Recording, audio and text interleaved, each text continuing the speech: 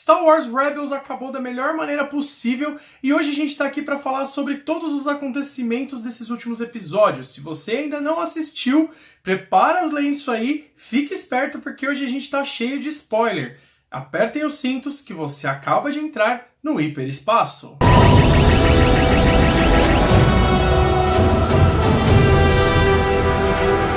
Primeiro de tudo, é importante ressaltar que Star Wars Rebels é uma das coisas mais importantes que aconteceram na saga desde muito tempo, e não só pelos acontecimentos em si. O universo expandido de Star Wars é muito grande e a gente tem muita coisa legal nos livros, nas HQs, até alguns jogos também, mas a gente tem uma série de animação sobre a saga e ainda mais ligada ao canon do novo Star Wars é muito legal. Então Star Wars Rebels também tem essa importância. Alguns podem até falar que a gente já teve Clone Wars, que é uma série de muito sucesso, mas Rebels praticamente criou tudo do zero, fez uma história nova também e colocou todos os principais acontecimentos do filme dentro da série, e isso também é muito legal. E além disso, ele coloca os principais personagens que a gente vê nos filmes também dentro da série, que é o Obi-Wan, a Princesa Leia, o Darth Vader, o Mestre Yoda, entre outros muito conhecidos, o próprio Darth Maul, e até uns que nem são tão conhecidos do público, mas que são muito importantes para a saga, como é o caso do Almirante Thrawn e a Ahsoka Tano, que foi a aprendiz do Anakin em The Clone Wars. E indo adiante nisso, a gente também teve a criação de novos personagens, que são os integrantes da Ghost, e também a adição de novos elementos dentro da mitologia de Star Wars.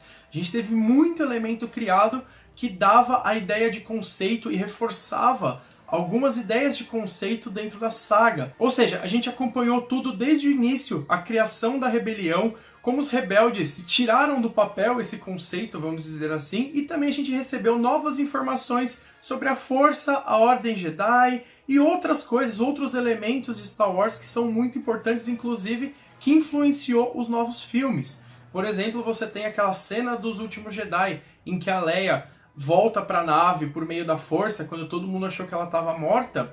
Aquilo já tinha acontecido com o Kanan, se eu não me engano, na segunda ou na terceira temporada. Ele faz a mesma coisa para retornar à nave e se recuperar. Então, muita coisa teve influência de Rebels também. E tudo que eu tô falando sobre essa beleza e essa grandiosidade que Rebels teve, tem tudo a ver com esses episódios que lançaram ultimamente. Principalmente, se eu não me engano, o antepenúltimo, né?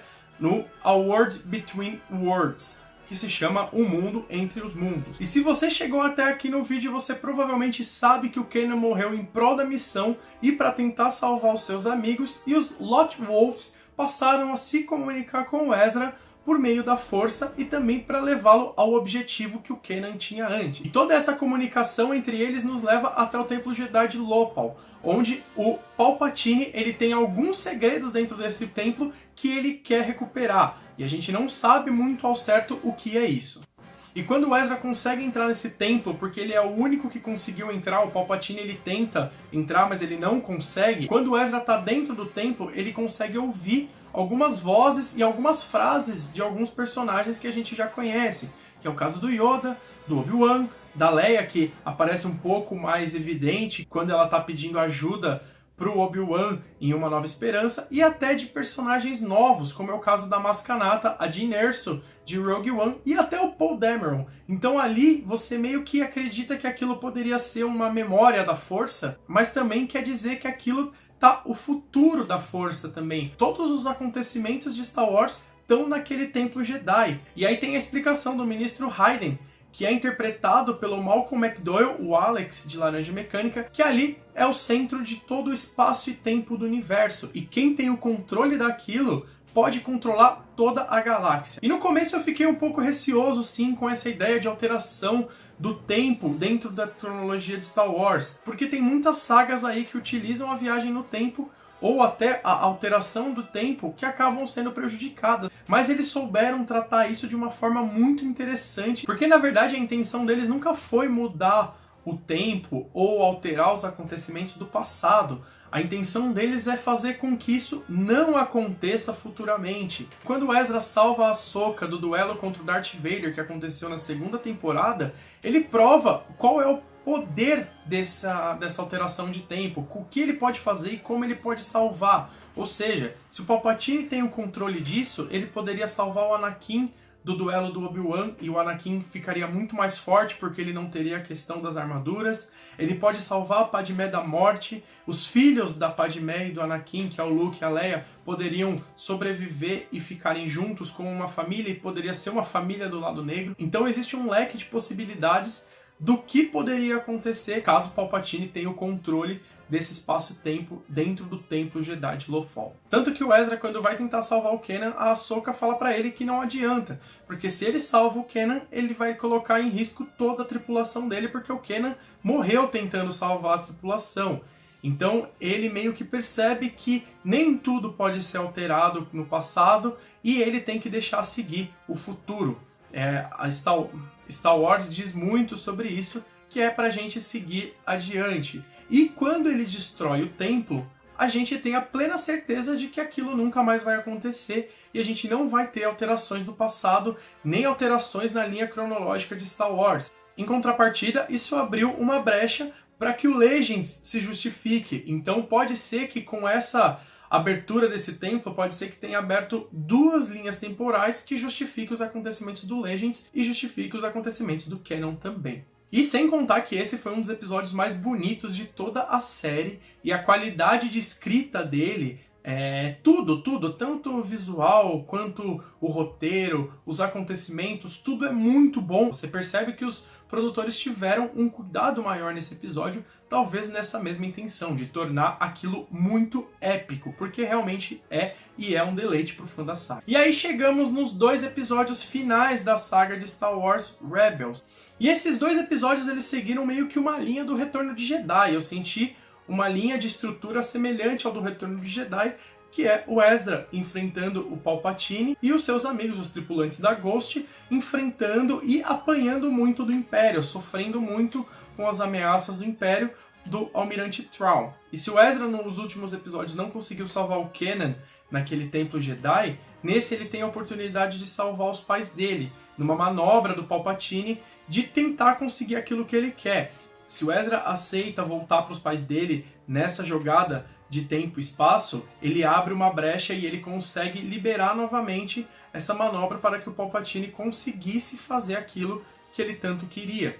Por sorte, ou pela consciência e pelos ensinamentos que ele recebeu do Kanan, ele não decide e ele sabe muito bem qual é o seu destino. E a gente vê o desfecho da sua vida, vamos dizer assim, onde ele tem um ato heróico de trazer os Purges, que são aquelas criaturas que utilizam o hiperespaço, né, como locomoção, e ele acaba transportando tanto ele quanto o Thrawn por meio desses tentáculos dos Purges. Isso foi uma jogada muito boa do Dave Filoni, que é o produtor e diretor, e também dos roteiristas da série, porque ao mesmo tempo em que eles tiram o Ezra da linha do tempo clássica, da cronologia clássica dos filmes, ele tira o Ezra da jogada, ele também dá margem para que a gente acredite que o Ezra não morreu. Então ele dá margem para explorar, num futuro próximo, até em outras histórias, o paradeiro do Ezra. Os produtores já falaram, né, que ele está vivo, mas ainda assim você tira ele dos acontecimentos da trilogia clássica, mas também não descarta completamente o personagem, porque ele realmente é muito significante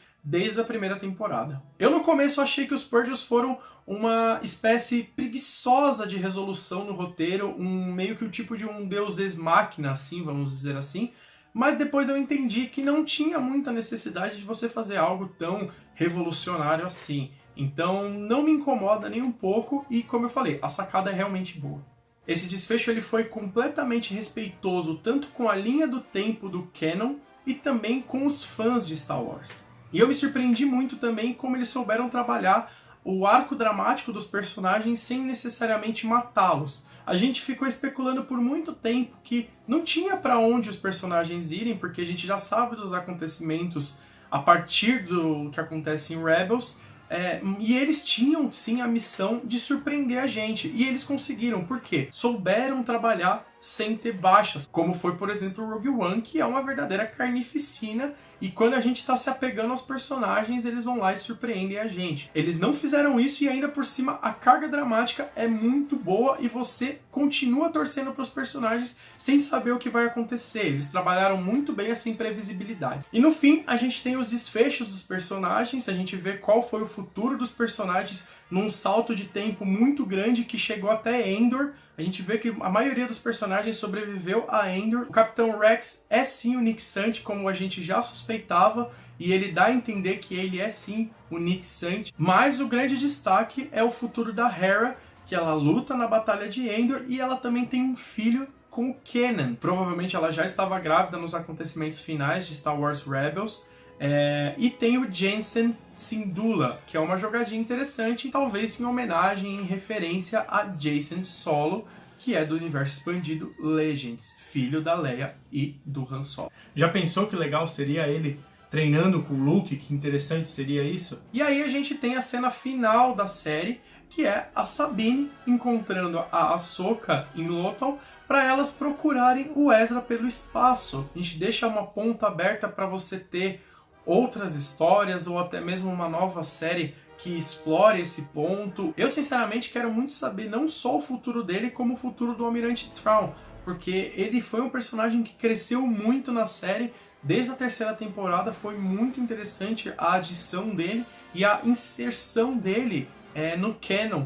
A gente tem um livro novo sobre Thrawn, uma nova trilogia, que pode explorar esse ponto também. Já pensou que legal a gente ter informações sobre o que aconteceu com o Almirante Thrawn depois dos acontecimentos de Rebels. E no fim dessas 4 temporadas, a gente se sente com o coração um pouco partido por ter de se despedir de certos personagens. Pelo visto, Star Wars está bem focado nisso, né? Na gente se despedir de personagens, mas também é um marco para a saga, porque foi uma série espetacular, com uma terceira e uma quarta temporada magnífica, foi tudo muito perfeito. Como eu falei, aquele episódio que eu falei do O Mundo Entre os Mundos foi fantástico. Então a gente tem momentos épicos, a gente tem momentos marcantes e que são muito importantes pro canon e também para a linha do tempo de Star Wars, para a cronologia de Star Wars. A gente teve a riqueza de muitos detalhes a respeito da mitologia da Força, do conceito e da essência de que é Star Wars. Então talvez esse tenha sido o maior trunfo dessas 4 temporadas, que valem a pena serem vistas e revistas, assim como os filmes. Pode-se dizer sim que Star Wars Rebels é uma das coisas mais importantes dessa cronologia de Star Wars. Eu espero que vocês tenham gostado do vídeo, obrigado por assistir, foi meio feito no improviso, mas que a força esteja sempre com vocês e a gente vai sentir muita saudade de Star Wars Rebels.